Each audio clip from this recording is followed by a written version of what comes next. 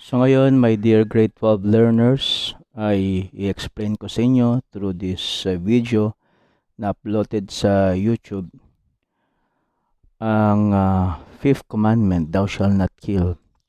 Dun sa Quiper quiz ninyo, ang social doctrine of the church ay part ng social ethics. Yung ethics, yung ano yung tamang action o maling action sa social life kasi ang tao ay social being. So yan sa Christian morality or sa ethics, pag-aaralan niya mga sa morality, life in Christ, human dignity, sa freedom, sa mga passions, conscience, virtue, sin. So pinag-aralan natin sa chapter 1 yung the human community. 'Di ba? So doon sa human community, yan pag-aralan natin yung the person and society. Yan. And then yung participation in social life. And then yung social justice. Okay? So ang social ethics ay pwede ring i-present through the 10 commandments. Alright? Lalong-lalo na yung second part ng second commandment, yung 4th hanggang 10 commandment. Yeah.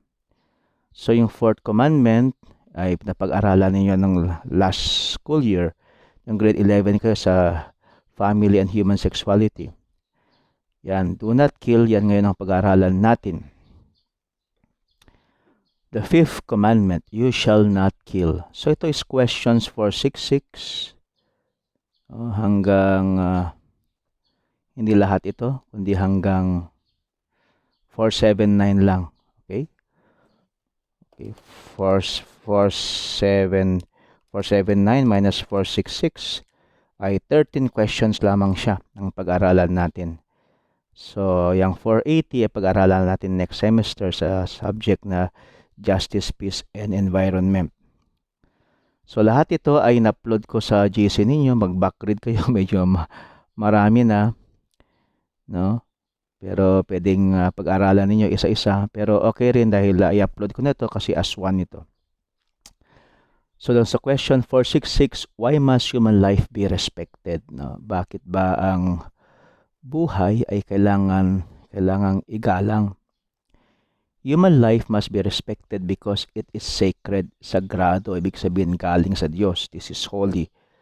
From its beginning, human life involves the creative action of God, and it remains forever in a special relationship with the Creator, who is its sole end.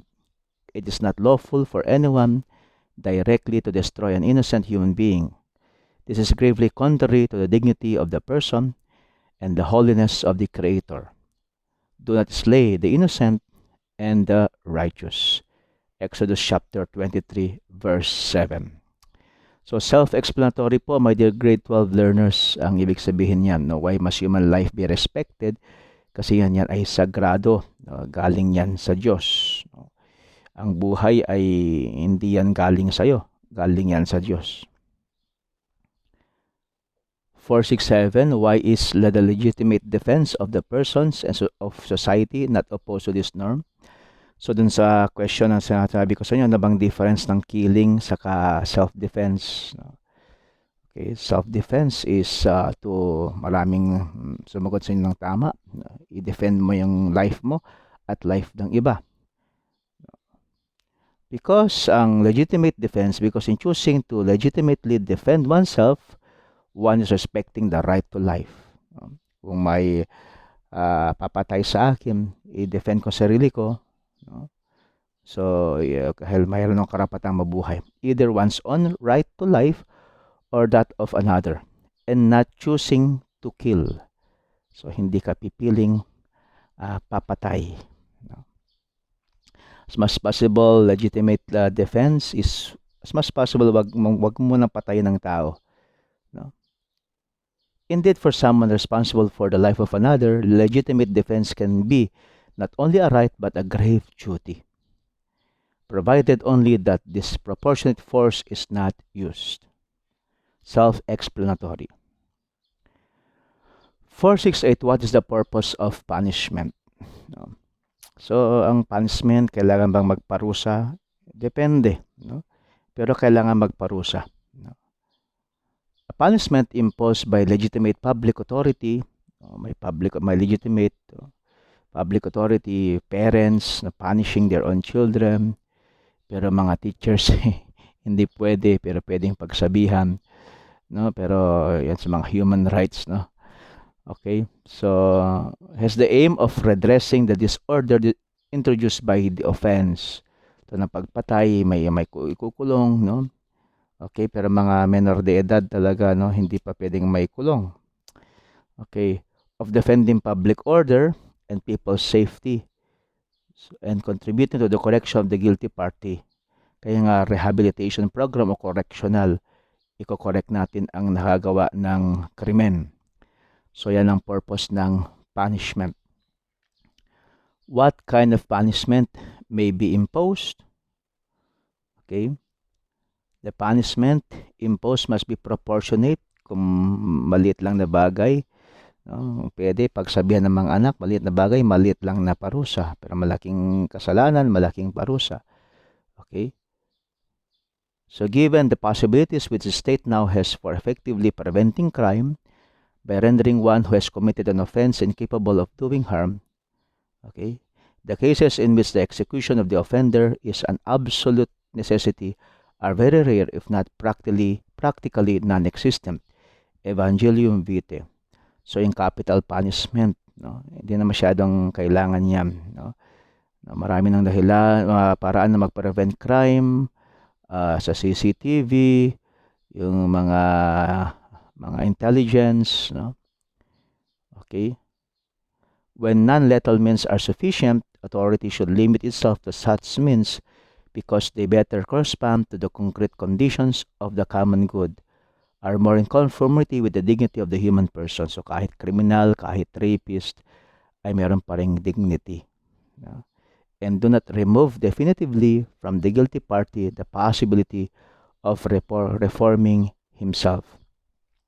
So may tanong, no? Halimbawa, yung kriminal na pumatay sa nanay mo, sa anak mo, sa membro ng pamilya mo, may dignidad pa rin ba sila? May karapatan pa rin ba sila mabuhay? Ang sakit ng loob mo, no?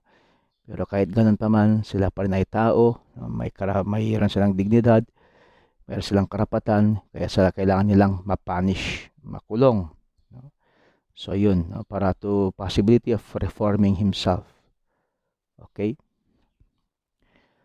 What is forbidden by the fifth commandment? The fifth commandment forbids as gravely contrary to the moral law.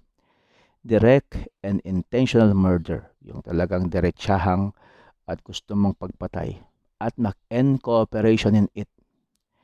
Pangalawa, direct abortion, willed as an end or as means, as well as cooperation in it, kaya paglalaglag ng bata, no? Attached to this sin is the penalty of excommunication.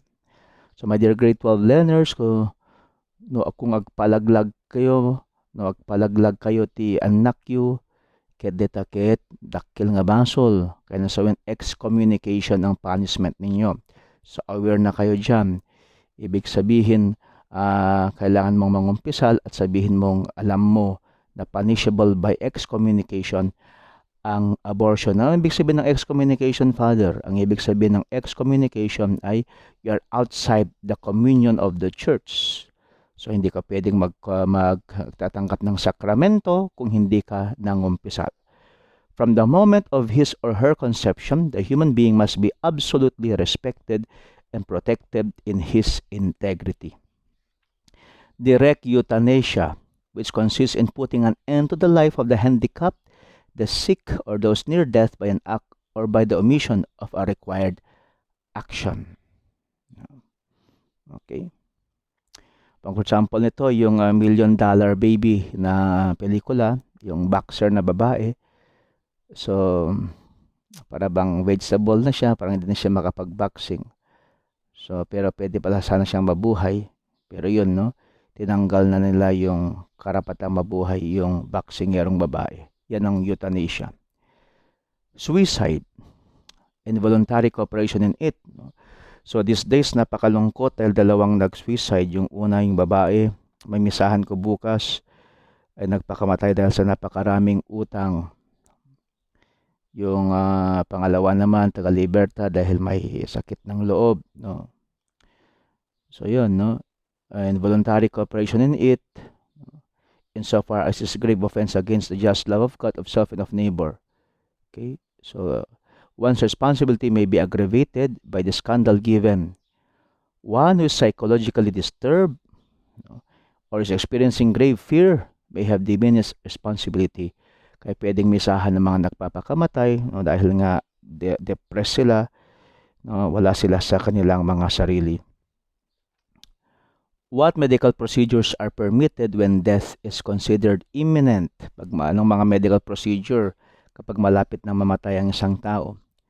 When death is considered imminent, the ordinary care owed to a sick person cannot be legitimately interrupted.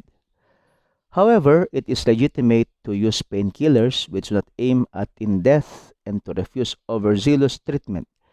That is the utilization of disproportionate medical procedures without reasonable hope of a positive outcome. No, kapag humihinga na lang ang pasyente dahil sa technology o sa tube, yan na yung overzealous treatment. No, wala nang hope of positive outcome. Yan ang nangyari noon sa nanay namin na humihinga na lang dahil sa tube, sa tubo, no, so oxygen external of her. So, we let her go. Why must society protect every embryo? The inalienable right to life of every human individual from the first moment of conception is a constitutive element of civil society and its legislation. When the state does not place its power at the service of the rights of all, and in particular of the more vulnerable, including unborn children, the very foundations of a state based on law are undermined. Okay? How does one avoid scandal? Okay? So, ito yung mga kaibigan na BI, bad influence. No? So, kailangan na pilihin ninyo ang mabuti nyo, ang totoong kaibigan. Ang kaibigan dapat ay ginagawa kang mabuti, hindi ka ginagawang masama. Pag ginagawa kang masama ng iyong kaibigan, kailangan mo na siyang iwanan. A scandal which consists in inducing others to do evil is avoided when we respect the soul and body of the person. Kailangan natin igalang ang katawan at kaluluwa ng tao. Anyone who deliberately leads other to commit serious sins himself commits a grave offense. Okay? Scandal. Okay? Question 474, what duty do we have toward our body? We must take reasonable care of our own physical health and that of others, but avoid the cult of the body and every kind of excess. So, yun po, no? So, yan. Mayroon dapat tayong pag-aalaga sa ating kalusugan at ng iba, pero wag nating sambahin ang ating katawan. O mga sobra-sobra naman, sobrang diet. No? Also, to be avoided are the use of drugs, which cause very serious damage to human health and life, as well as the abuse of food, alcohol, tobacco, and medicine.